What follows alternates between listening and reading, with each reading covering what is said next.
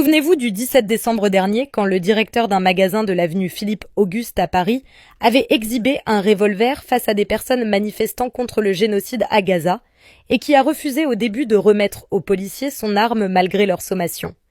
Eh bien, son jugement vient d'être rendu par le tribunal correctionnel de Paris et c'est une honte.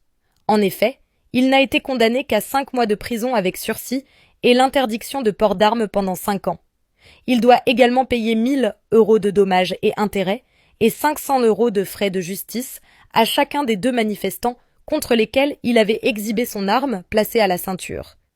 Il a eu beau venir avec une canne, prétendre qu'il avait auparavant été agressé par une pancarte traitant Netanyahou de criminel, être une victime parse, qu'il était juif, ce que personne ne pouvait savoir en l'absence de tout signe religieux sur lui, la juge n'a pas été dupe.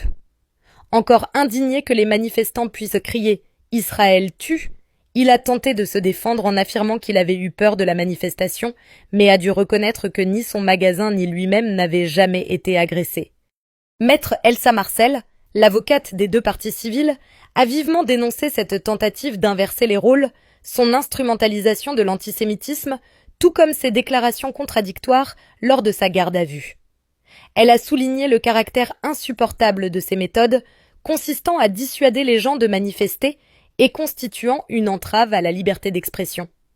Les rapports des 3 policiers qui ont interpellé l'accusé ont par ailleurs montré qu'il avait résisté, ne voulant pas leur remettre son arme malgré leur sommation. Il peut donc s'estimer heureux, comme l'a fait remarquer le juge, de ne pas être accusé de rébellion. On imagine, a souligné M. Marcel, ce qui serait arrivé si des manifestants contre le génocide avaient exhibé une arme sur le passage d'une manifestation en faveur des otages israéliens.